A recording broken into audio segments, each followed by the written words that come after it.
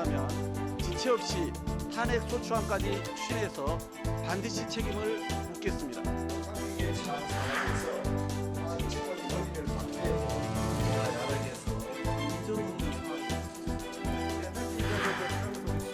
비밀은 마음대로 감안하면서 적절하게.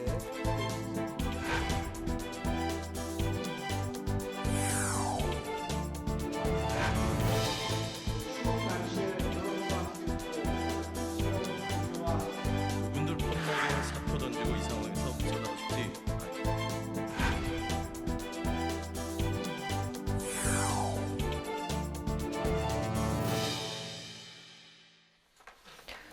네, 이번엔 뉴스앤 파워 인터뷰 시간입니다. 먼저 지난 25일에 윤 대통령의 한남동 관저에서 여당 지도부 만찬 회동이 있었는데 언론의 관심을 끈 건 그 자리에 이제 위원님도 참석을 이제 하셨었는데 비대위 구성 이후에 70일 만에 열린 첫 번째 상견이었는데 그렇기 때문에 이제 많은 또 이제 언론의 관심을 받았습니다. 당시 분위기가 어땠고 또 언론에 나오지 않았던 또 숨은 이야기도 좀 궁금한데요. 예, 좀 들어볼까요? 사실 이제 그 비대위가 가처분이 기각되고 나서 바로 직후에 원래 약속이 잡혔었어요. 그랬는데 그때 이제 이태원 참사가 있고 뒤이어서 이제 대통령께서 해외 순방 가시지 않았습니까? 네.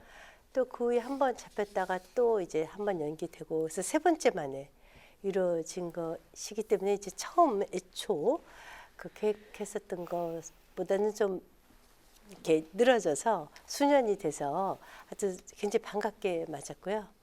그때 이제 한 식구니까 뭐 이렇게 서로를 뭐 소개하고 뭐 이럴 필요는 없잖아요. 그러니까 이제 바로 이렇게 뭐라 그럴까 우리 친구들끼리 만나면 저 화면이 바로 그 장면인가요? 아니에요. 저건 다른 장면인가요? 당시에는 이제 그 장소에는 용화대에 그 대통령실에 전속 사진사도 들어오지 않았어요. 네. 그러니까 일체 사진이 없죠. 해당 관련 사진은 언론에 전혀 노출이 안 됐군요. 네네. 전속 그러면 총 한 사진사도 몇 분 안 정도 들어왔으니까. 초대를 받으신 건가요? 저희가 한 두세 분 정도? 네. 제가 정확히 지금. 그러나 가장 기억에 남는 윤 대통령의 말씀이 있었다면 어떤 게 있을까요?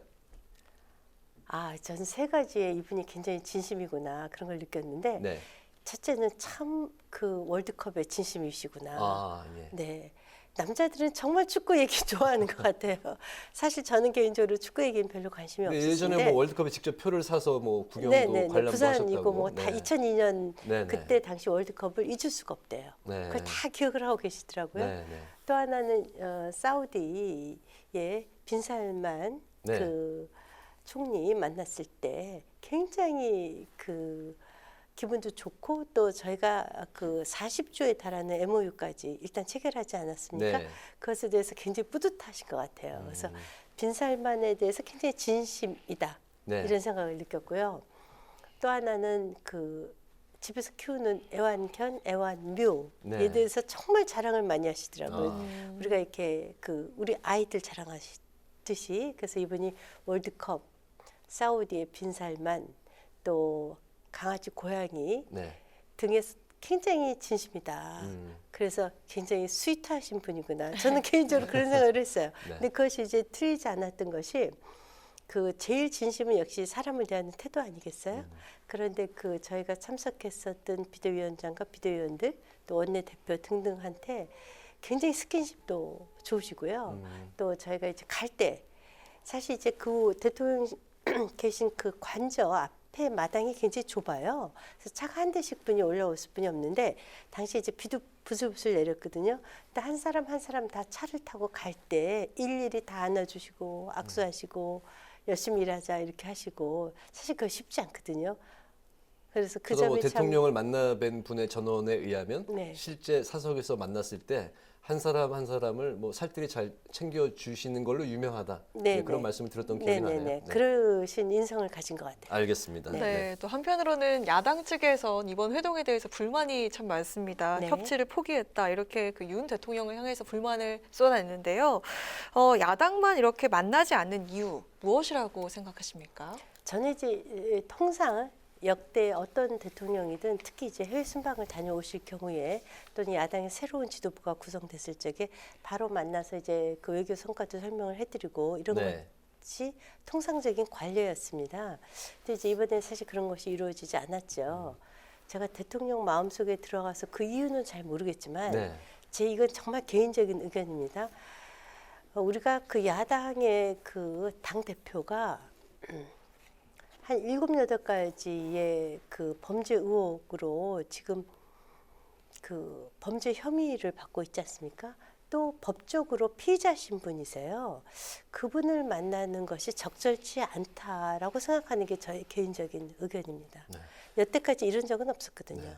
취임 이후 아직 6개월이 넘었는데 아직 네. 야당과의 만남을 갖지 않았기 때문에 네. 더 뭐 이런저런 얘기가 나오고 있고 더더군다나 또 수사가 유인태 바로 전 사무총장이 네. 그렇기 때문에 뭐 뉴스에서 보셨는지 모르겠지만 그거요. 네, 대통령의 그거 말씀이 그 자리에서 나왔어요, 얘기가. 네. 다른 언론에 아직 안 나왔던데 그 자리에서 그 얘기를 먼저 하시면서 누가 말을 전언했는지 모르겠는데 난 정말 그런 얘기 한 적 없다. 이재명 대표를 체질적으로 싫어한다. 싫다. 네. 인간이 싫다. 뭐 이런 얘기 한 네. 적이 없다 하면서 딱 잘라서 얘기하시더라고요. 아, 예, 네. 예. 잘못된 네, 전언이군요. 네. 그래서 알겠습니다. 저는 유인태 전 의원님께서 도대체 어디서 무슨 말씀을 들었는지 모르겠지만 그것은 진짜 명백한 오보 같아요. 네, 아주 네. 딱 자르시더라고요. 알겠습니다. 네, 알겠습니다.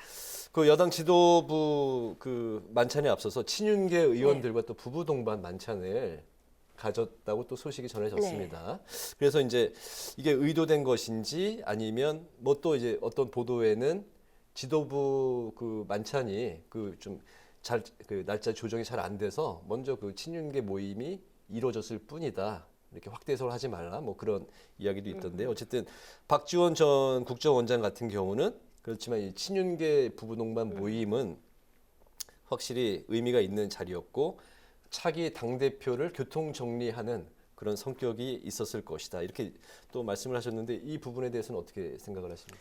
글쎄 뭐 저희 그 지도부와의 회동이 좀 수년된 것은 맞아요. 네. 그래서 뭐 약속이 어떤 것이 먼저 잡혔는지는 저는 확인할 방법이 없고 저 그 네 부부를 초대했다는 말도 지금 이제 언론의 보도는 많이 됐지만 당사자들은 또 다 부인하고 있어요. 회동한 적이 없다. 아, 어떤 그렇습니까? 게 네네. 그래서 지금 확인이 안 되고 있는데 여하튼 했든 안 했든 간에 네. 제 생각에는 정말 저기서 차기 당대표를 정리하는 자리였었다라면 저는 부부 동반 모임은 안 했을 거로 봐요. 그런 자리를 부부 동반 부인을 배석하지 그럼요. 않고. 네. 만약에 그랬다면 네. 대통령께서 그러시더라고요. 딱 앉으시자마자 어제 그 월드컵 축구 친구들이 막 그 치킨 사갖고 와서 같이 아주 관제해서 재밌게 보셨다고. 아, 누구나 친구더라고요. 네, 네. 보실 수 있죠. 네. 그런 의미에서 그 네 분이 지난 그 대선 때 중요한 역할을 하신 것도 맞고 해서 이제 그 대선 과정 중에 상당히 정도 들었을 테고 하니까 저희 관제 좀 구경시켜 주세요. 그러면 오라고 하실 수 있었을 것 같아요. 네. 근데 정말 그 차기 전당대회 날짜를 정하거나 뭐 교통정리 그것이 당무 개입이기 때문에 그럴 수도 없을 뿐만 아니라 만약에 그랬다면 부부 동반을 했겠어요? 부부 동반 모임에 집들이는 가도 중요한 사업 얘기를 부부가 같이 가서 하나요? 그건 참 쉽지 않을 것 부인들끼리는 같아요. 따로 좀 옆방에 잠깐 뭐 차 마시고 있으라고 하고 네. 이야기를 할 수도 있지 않을까요? 에이 어떻게 그렇게 해요? 네. 저는 그랬을 것 같지는 않아요. 알겠습니다. 그래서 네. 그 너무 과대한 의미를 확대 부여하는 해석이다. 것은 예. 확대 해석이라고 봅니다. 알겠습니다. 네, 네. 전당대회 이야기 시동이 걸리고 있는 것 같은데 시기는 아직 소문만 무성한 상황인 것 네. 같습니다. 근데 조호영 원내대표가 3월을 언급하면서 이 2월 말에서 3월 초가 급부상하고 있는 것 같은데 네. 비대위 내부에서는 어떤 이야기가 오고 있습니까? 일단 이제 3월 12일까지가 저희 임기 마지막 그렇군요. 날이래요. 그러니까 이제 그 전후로 이런저런 당내 의견들이 나올 수 있죠. 어떤 분은 그 전에 빨리 끝내자. 그게 넘어가면 이제 한 차례 더 연장을 해야 되거든요. 그러니까 당연한 수순이라고 보고요. 그런데 실제로 대통령께서 2월 말 3월 초에 해라라고 저희 지도부와 관련돼서 어떠한 얘기도 나눈 바가 없습니다. 그리고 이제 잘 아시다시피 이 전당대회를 하려면 그 전당대회를 할 수 있는 그 준비위원회를 먼저 만들어야 돼요. 네. 그것조차도 지금 만들어지지 않았거든요. 그 당무검사도 해야 되고. 그럼 일정이 상당히 빡빡하죠. 그래서 뭐 사실 지금 현재 비상대책위원회는 당의 비상시국에 전권을 부여받은 비대위거든요. 네. 그 비대위가 다른 의원님들의 말씀을 다양하게 들을 수 있지만 그 비대위가 정해진 그 스케줄이 흔들리지는 저는 않을 것으로 봅니다. 그게 그러면 대략 전대 시기는 언제쯤으로? 아직 그 전대 시기를 결정할 수 있는 네. 권한이 사실은 비대위에 있지 않아요. 아. 저희가 그 전당대회 준비위원회를 구성을 하면 거기서 전적으로 이제 준비위원회에서 결정할 사안이다. 결정을 하는 게 아니고요. 네. 거기서 이제 언제 하자 뭐 이런 것을 이제 결정을 하고 룰을 어떻게 할 것인가 등등을 결정을 하지 않습니까? 근데 거기서도 다 할 수가 없어요. 룰을 바꾸려면 또 그 당원 개정 특위를 또 만들어야 돼. 이게 네. 간단하지가 않아요. 그리고 또 전당대회 날짜가 만들어지면 선거 그 준비위원회도 만들어야 돼요. 이게 만들어야 될 게 많아요. 복잡하군요. 근데 복잡해요. 예. 그리고 비상대책위원회는 무엇을 하냐? 전당대회 준비위원회에서 언제 하겠다 또는 뭐 이런 것들을 논의해서 올리면 그것을 저희가 의결을 하거나 또는 다시 내려보내서 너무 이것은 분란이 많으니 다시 논의를 해라라고 다시 그 내려보내는 그런 역할을 합니다. 그럼 전당대회 시기는 대략 언제쯤에 윤곽이 나올까요?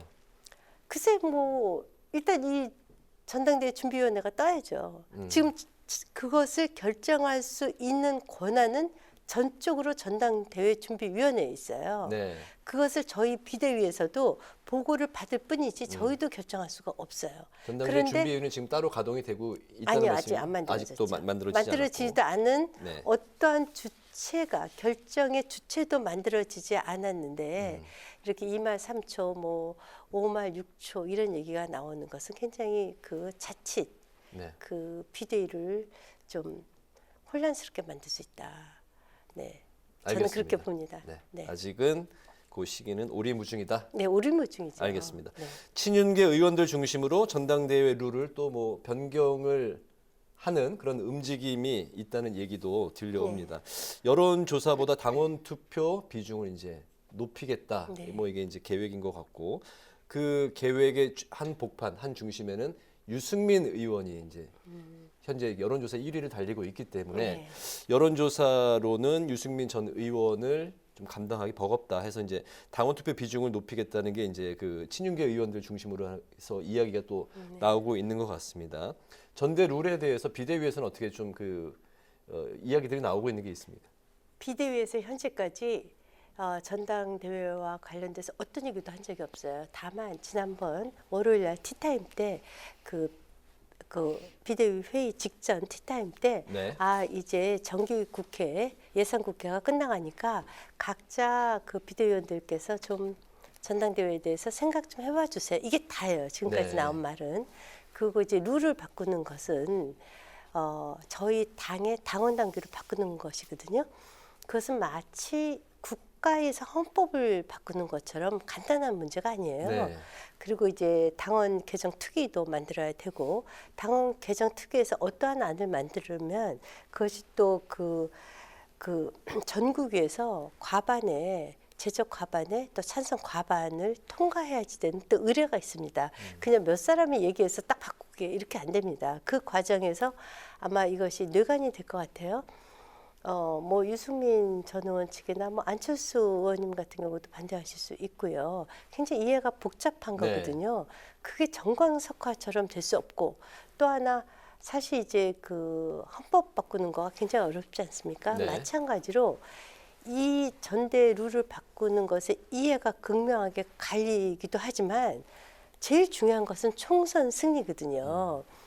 그러면 민심을 보지 않을 수가 없어요. 네. 민심이 마치 특정인을 위한 어떤 당원 당규 개정이다라고 할 적에 그것을 저희가 어떻게 극복할지 이런 것에 대해서도 굉장히 심도 깊은 논의가 있어야지 되기 때문에 이것에 대해서 지금 섣불리 예단하는 것은 다 뜬구름 잡는 얘기다. 저는 이렇게 봅니다. 그리고 전대 시기 그리고 전대 룰에 대해서 나오는 네. 이야기는 아직은 다 뜬구름 굉장히 잡는 얘기죠. 그래서 설왕설래다. 그 네. 정진성 비대위원장께서 이제 진짜 장문의 계절이 왔다 이렇게 얘기했어요. 소설 같은 이야기들. 네, 소설 같은 네. 얘기들이 나오고 있어요. 네. 그런데 국민도 있고 당원도 있고 또 민심과 당심이 완전히 배치돼서 가지 않아요. 그런 마련에서 저희가 그 2024년 총선 반드시 승리해야 되는데 굉장히 조심스러운 부분입니다. 알겠습니다. 네, 여야 갈등 상황에 대해서 짚어보도록 하겠습니다. 그 이상민 행안부 장관 해임 건의안을 추진하던 민주당이 지금 시기와 방법을 재검토하겠다라고 나왔습니다. 그래서 지금 여야 갈등이 잠시 소강 국면에 접어들었는데 이렇게 보류를 하게 된 그 민주당 배경 어떻게 보십니까? 그 사실 이제 이 국정조사를 합의한 것은 이제 제대로 책임 소재도 가리고 그것에 대해서 재발 방지책을 만들자. 이래서 사실 그 우리 당 입장에서는 아주 고육직책으로 받은 거예요. 왜냐하면 지금 현재 수사가 진행되고 있지 않습니까? 그래서 받아서 이것을 하기로 했어요. 45일간. 그런데 뜬금없이 이상민 해임을 들고 나온다는 것은 국정조사 파기 행위라고 뿐이 얘기할 수가 없어요. 근데 이제 민주당에서도 말은 던져놓고 지금 좀 주저하지 않습니까? 예컨대 해임안을 냈다고 하면 뭐 이전의 사례를 보면 윤석열 대통령께서 당연히 거부하시겠죠. 그럼 정쟁뿐이 안 되거든요. 네. 그래서 일부 과격한 그 의원님들 같은 경우 민주당에 탄핵 얘기도 해요. 이상민 장관 탄핵. 그거는 정말 더 어려워요. 만약에 그렇게 해서 의석수로 통과시킬 수 있어요. 헌법재판소에서 기각돼 버리면 민주당의 정치적 행위에 대한 정당성을 담보하기가 굉장히 어렵거든요. 이전에 그거 기억나세요? 그 노무현 그 전 대통령 탄핵안이 그 헌재에서 기각됐죠. 네. 그 역풍으로 그때 우리 국민의힘이 총선에서 선거에서 대패했죠. 네. 그 역풍이 그게 만만치가 않은 거죠. 네. 탄핵 소추를 잘못 카드를 꺼냈다가 그럼요. 네. 네. 헌재에서 역풍으로 네, 총선에 또 지대한 악영을 네. 미칠 수 있으니까. 네, 총선이 얼마 안 남았거든요. 네, 네. 이게 법리 해석도 있어야 되고 정확한 그것도 이제 국민 여론도 봐야 되고 그때 당시에 그 우리 보수당 우리 당이죠. 이름이 바뀌어서 그렇지만 이름이 하도 많이 바뀌어갖고 사실 기억을 네, 잘 당시 못하겠는데 한나라당이었을 겁니다. 네, 그때 한나라당이었나요? 네. 그때 그 역풍이 만만치 않았죠. 알겠습니다. 그러니까 국민의힘 입장은 이상민 장관 해임 건의안 탄핵 소추안을 민주당이 계속 만지작거릴 경우에는 국정조사에는 절대 결코 임할 수 없다는 입장인가요? 네, 그렇죠. 왜냐하면은 그것은 실제로 합의할 때 합의 정신이 진상 규명, 책임 소재 그리고 또 재발 방지였지 않습니까? 그런데 뜬금없이 특정인을 왜냐하면 또 대통령께서 철저히 수사하시라고 했고 그 수사 결과에 따라서 책임 소재를 분명히 가리겠다라고까지 말씀하셨어요. 그런데 뜬금없이 사람부터 잘라라고 하면 중후부서 장관도 없는데 무슨 국정조사를 하겠다는 건지 또 이해가 안 가요. 알겠습니다. 아니 해임시켜놓고 또 불러서 조사할 거예요? 그거 안 되잖아요. 네. 알겠습니다. 오늘 그 출연을 해주셔서 감사드리고요. 혹시 못하셨던 말씀이 있으시면 짧게 한 30초 정도 30초. 예. 그냥 제가 이제 비대위원 맡아서 하는 생각이 든 게 저는 윤석열 대통령을 이번에 만찬 때 뵈면서 느낀 게 이분이 정말 대한민국 국회에 당부하고 싶은 것이 지금 경제가 너무 어렵다. 내가 경제 꼭 살리겠다. 그게 빈살만에 대해서 그렇게 애를 쓰신 그 결과라고 생각을 해요. 대통령께서 수출하시려고 하고. 그래서 그 나라를 위해서 국가를 위해서 여야가 어디 있겠습니까? 협조해 주실 건 좀 협조해 주시면 좋겠고 그리고 지금 자칫 민주당에서 하는 여러 가지 행동 특히 촛불 집회에 현역 국회의원들이 가서 그 무대 위에까지 오른다는 것은 대선 불복이자 지금을 그 대통령을 탄핵으로 가기 위한 어떤 전초전으로뿐이 이해할 수 알겠습니다. 없는데 이런 점에 대해서는 좀 많은 고려를 해주시면 좋겠습니다. 알겠습니다. 네. 뉴스앤 파워 인터뷰 이제 마치겠습니다. 지금까지 김혜은 국민의힘 비상대책위원과 관련 이야기를 나눴습니다. 오늘 말씀 잘 들었습니다. 감사합니다. 고맙습니다.